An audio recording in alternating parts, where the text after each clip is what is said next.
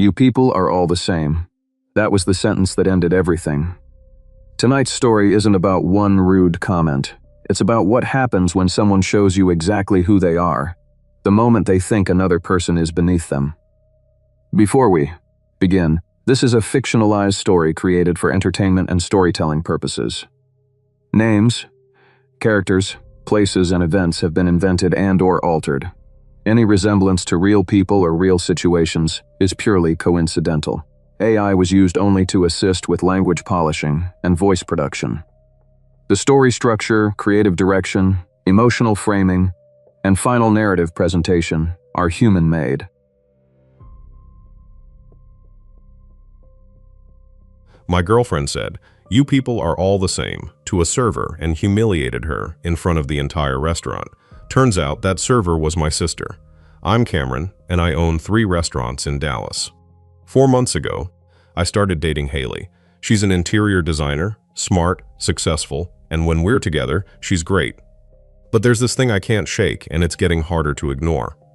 She's rude to service workers, not just occasionally, consistently, and it's eating me alive. My parents were restaurant workers their entire careers. My mom was a waitress for 20 years at a diner off I-35. My dad worked the line at a steakhouse downtown for even longer. I grew up in the back of restaurants, doing homework at corner booths while mom finished her shift, watching dad come home exhausted with burns on his arms from the flat top. I saw people treat them like they were invisible, or worse, like they were inconveniences put on this earth just to mess up orders. When I was 12, I found my mom crying in her car after her shift. Some woman had screamed at her because her steak wasn't medium rare enough and demanded it be comped. Manager sided with the customer. Mom held it together during service, but broke down after. She looked at me with these red eyes and said, "Baby, don't ever treat people like this. We're just trying to make a living." I never forgot that. When I was old enough to work, I started as a dishwasher, then moved to serving, then bartending. I saved every dollar. Learned the business from the ground up. When I finally had enough to open my first restaurant at 25, I built it to honor their work. Now I have 3 places, all doing well, and I make sure my staff knows they're valued. Nobody gets screamed at. Nobody gets treated like they're beneath anyone else. So when Haley snaps at servers, it doesn't just bother me, it hit something deep. First time was 2 months in. We were at this boutique clothing store in Uptown, one of those places where everything costs 3 times what it should. I was looking at jackets while Haley was browsing dresses. A retail worker, maybe early 20s, approached with a friendly smile. "Can I help you find anything?" Haley didn't even look up from the rack, just waved her hand dismissively. "If I need you, I'll call you over." The worker's smile faltered. "Of course, I'll be right over there if you..." "That's fine." Still not looking up. The worker walked away, and I saw her face. She looked embarrassed. I felt this uncomfortable knot in my stomach, but told myself maybe Haley was just focused on shopping. Maybe she was having a bad day. I didn't want to be that guy who jumps to conclusions after one incident. In the car after, I tried to bring it up casually. That clerk seemed nice. Haley was checking her phone. "Did she do something to bother you?" She looked up, genuinely confused. "Who? Oh, the girl? No, why? You seemed kind of short with her." "Cameron, I wasn't trying to be mean. I just didn't need help. If I want hovering, I'll go to Nordstrom." She laughed like it was nothing. I let it drop. First strike, right? Everyone has off moments. Second time was a few weeks later. Coffee shop, busy Monday morning. The line was out the door, 3 baristas working hard behind the counter. We got our drinks, and Haley took 1 sip, and her face twisted. "This isn't almond milk." She was up before I could respond, walking back to the counter. I followed because something in her posture told me this wasn't going to be polite. The barista who made our drinks was a young woman, mid-20s maybe, looking exhausted. Haley didn't wait in line, just walked right up. "Excuse me? Can you even read?" Her voice carried across the entire shop. I said almond milk. This is clearly regular milk. The barista looked mortified. "I'm so sorry, let me remake that 4. You should have made it right the first time. I'm lactose intolerant." She's not, by the way. "I completely understand. I'm so sorry. I'll have that remade in just, and I'd like a pastry. Complimentary. For the trouble." I stepped in. Hey, Haley, mistakes happen. They're slammed. She turned to me, irritated. Cameron, don't. They need to learn. The barista remade the drink and gave her a free croissant. In the car, Haley had already moved on, talking about her client meeting. You were pretty hard on that barista, I said. I have standards. Bad service shouldn't be rewarded. If I don't say something, how will they improve? By being spoken to like a human being instead of getting humiliated. She laughed. Cameron, I wasn't humiliating her. I was holding her accountable. You're too nice. That's sweet, but it's not how the world works. The thing is, she said it so matter-of-factly. Like treating someone with basic decency when they make a mistake was some kind of character flaw. Last week, we were at a restaurant across town. Saturday night, clearly understaffed. Our server, a woman in her 40s, looked exhausted. She came to our table with water and menus. Hi folks, I'm Jennifer. Can I get you started with something to drink? Haley didn't look up from her phone, just held up a finger. Jennifer waited. Haley finished typing. Sparkling water with lemon. Of course, and for you, sir? I'll just have regular water. Thanks, and take your time. I know you're busy. Haley rolled her eyes when Jennifer walked away. She's moving like molasses. When Jennifer brought our drinks, Haley snapped her fingers. I've never seen anyone do that outside of a movie. Excuse me. Hello? Jennifer was 3 feet away, turning to the next table. We're ready to order. The meal was fine. Jennifer was doing her best. But Haley complained the entire time. Too loud. Too slow. The steak is overcooked. It isn't. Every time Jennifer checked in, Haley found something new. When the check came, I glanced at it. The meal was $85. Haley left $92. $7 tip. 8%. I'm going to hit the restroom, she said. The second she was gone, I pulled out cash. Add enough to bring it to 25%. When Jennifer came back, I handed it to her directly. Thank you for your patience tonight. She looked at the cash, then at me. You didn't have to do that. Yeah, I did. In the car, Haley was talking about how lazy service was ruining dining out. I was gripping the steering wheel, thinking about my mom, thinking about all the times some customer like Haley made her want to quit. But she's never rude to me. She's thoughtful, attentive, asks about my day, always makes sure I'm comfortable when I'm with her. When I mentioned I'm in the restaurant business, she thought I was a manager or something. I kept it vague because I wanted to see if she liked me for me, not my money. But this pattern with service workers is eating at me. So I had a business meeting today at Rizzo's, my upscale Italian restaurant. I was finishing up in the private corner booth at the back when I heard a voice I recognized. Loud, complaining. It was Haley. She and her friend Sloan were at a front table, and their server, my sister Riley. Quick context, Riley is 22, just graduated with a hospitality management degree. She's working as a server at my restaurant because I told her if she wants to manage, someday, she needs to understand every role from the bottom up. She's been doing great, professional, handles difficult customers, learning fast. I stayed in my corner. I wanted to see how this played out. Riley brought water with lemon. Standard. Haley's voice cut across the dining room. I didn't ask for lemon. Do you not listen? Riley, professional as hell. I'm sorry, I'll bring you a fresh. And make sure the glass is actually clean this time. The glass was spotless. I could see it from where I sat. Riley brought the bread basket. This bread is cold. Bring it warm. Riley took it back without argument. When she returned, Sloan laughed, actually laughed, and said, God. I felt my jaw clench. Riley came back to take their order. Haley was on her phone, talking without looking up. Riley asked her to repeat the salad dressing. Haley's response. I said balsamic. If you were paying attention instead of standing there stupidly, you'd have heard me. Riley. Still professional. Balsamic. Got it. I watched my sister's face. She was holding it together, but I could see the tension in her shoulders. This is the woman I've been dating for 4 months, talking to my baby sister like she's garbage.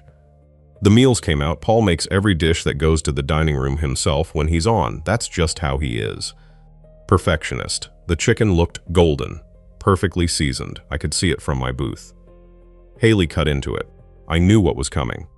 I've been in this business long enough to recognize the setup, looking for a problem, ready to create one where none exists. This chicken is dry.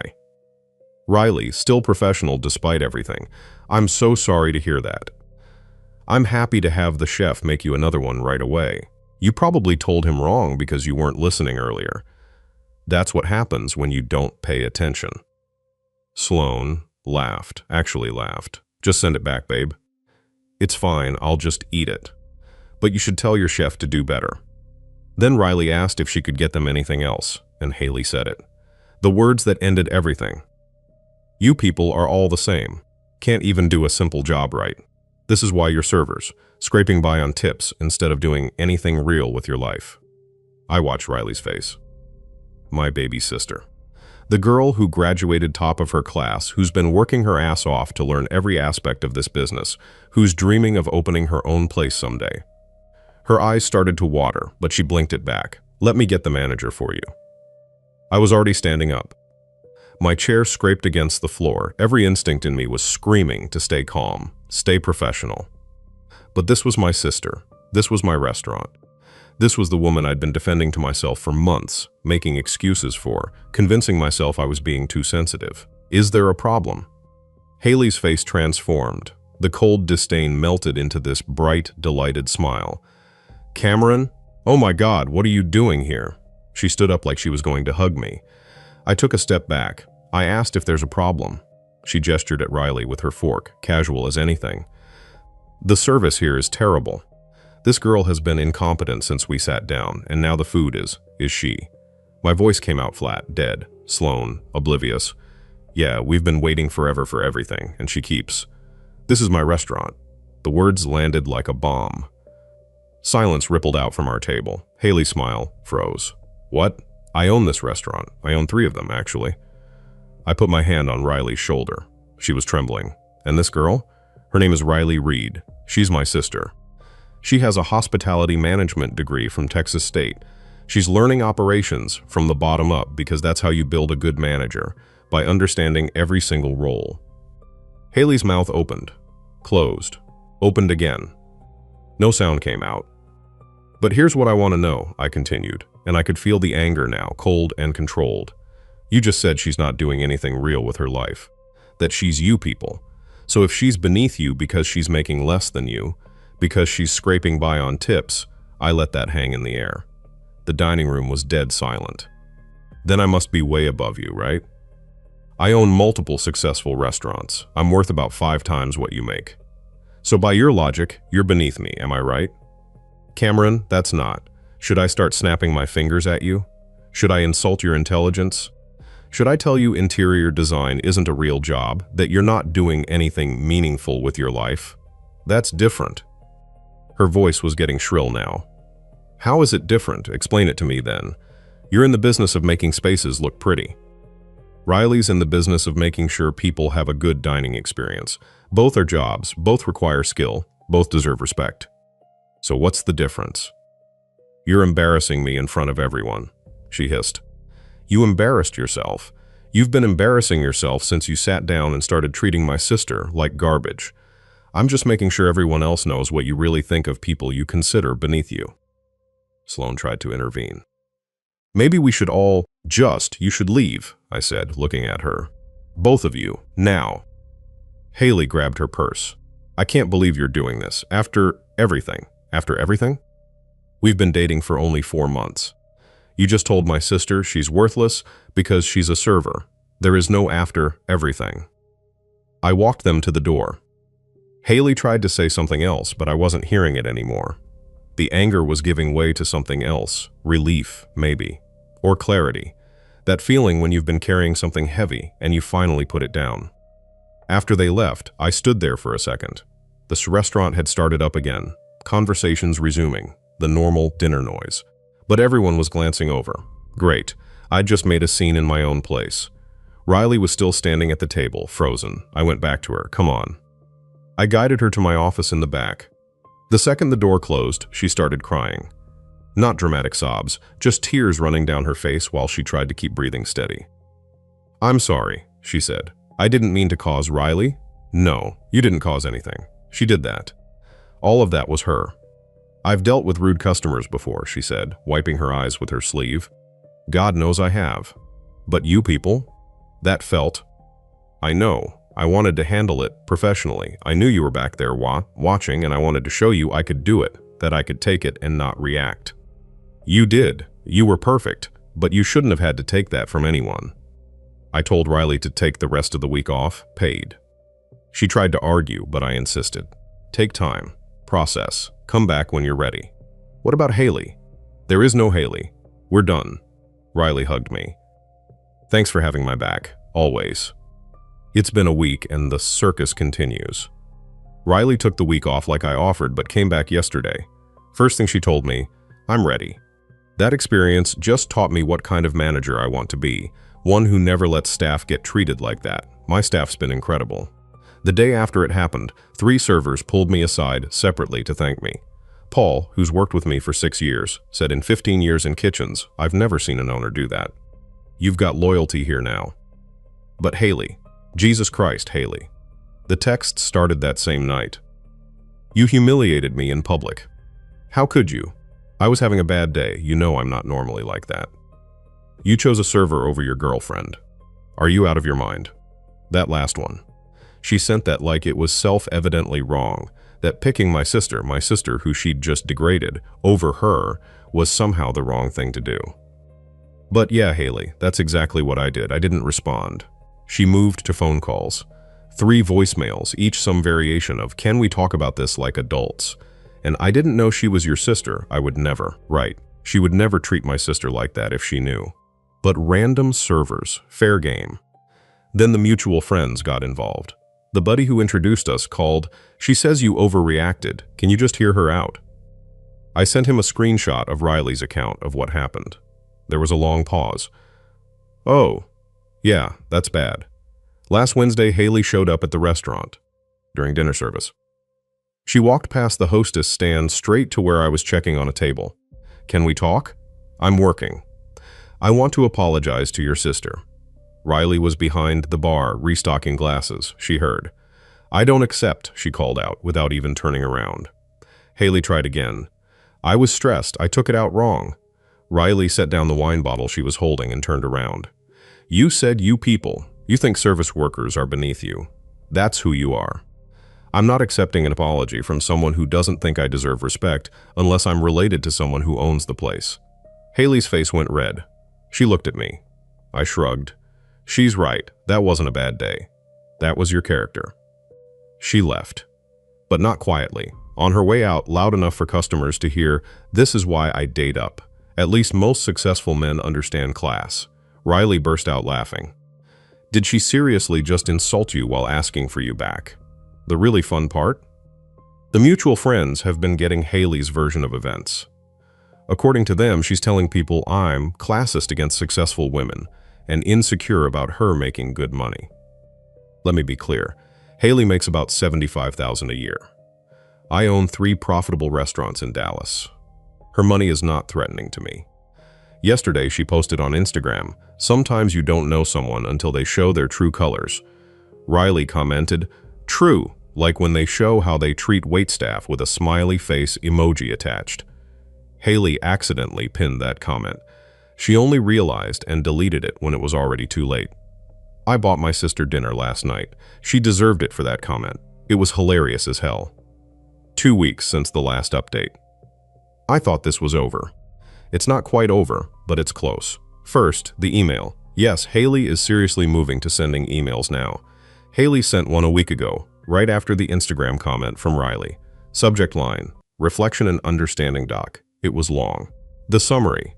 She's been reflecting on our different upbringings and realizes we were incompatible because of class differences. Not that she was wrong, that we have different values around service dynamics. She suggested maybe I'm too working class to understand that maintaining standards isn't the same as being cruel. I sent one reply, Haley, this isn't about class. My parents were servers, and I'm proud of that. I'm proud of what I built from that foundation. This is about respect. You don't respect people based on who they are, you respect them based on what they can do for you. You were nice to me because you thought I was your equal. The second you saw someone you deemed beneath you, your real character showed. I don't want someone who's conditionally kind. Don't contact me again. Her response, you'll regret this. Good luck finding someone who understands your lifestyle. I didn't reply. But here's where it gets wild. Last night, I was having dinner at a steakhouse across town. Not one of mine. This is Miller's. Been around 30 years, old school Dallas spot. I was there with Brent, my business partner, talking about expanding into Fort Worth. We were at a booth in the back corner. And who walked in? Haley, of course, with some guy in a suit that screams finance, bro. They got seated 3 tables away. I told Brent to ignore it. We were mid-conversation when I heard it. Excuse me? I asked for no ice. Same tone, same condescension. Their server was a young guy, probably college-aged. He apologized, reached for the water glass. Haley pulled it back. I'll wait for a fresh one, and make sure you actually listen this time. Brent's eyes went wide. He'd heard the story, but seeing it live was different. The finance bro laughed. Babe, take it easy on him. He needs to learn, Haley said, loud enough for surrounding tables to hear. The server brought fresh water. Took their order. When he walked away, I heard Haley. I swear, the service quality everywhere has just gone downhill. Remember when people took pride in their work? The irony of her saying that, in a restaurant where people are actively taking pride in their work, is stunning. Finance bro said something I couldn't hear. Haley laughed then. Exactly. Like, if you can't handle basic tasks, maybe find a different job? I was watching the server. He was young, but he was handling it. Professional. Took their abuse. Stayed calm. Reminded me of Riley. Their meals came. 5 minutes later, excuse me, this steak is overcooked. I asked for medium rare. The server. I'm sorry. Let me have the kitchen. No, I'll just deal with it. But you should tell them to pay attention. The steak looked perfect medium rare from where I was sitting. Brent leaned over.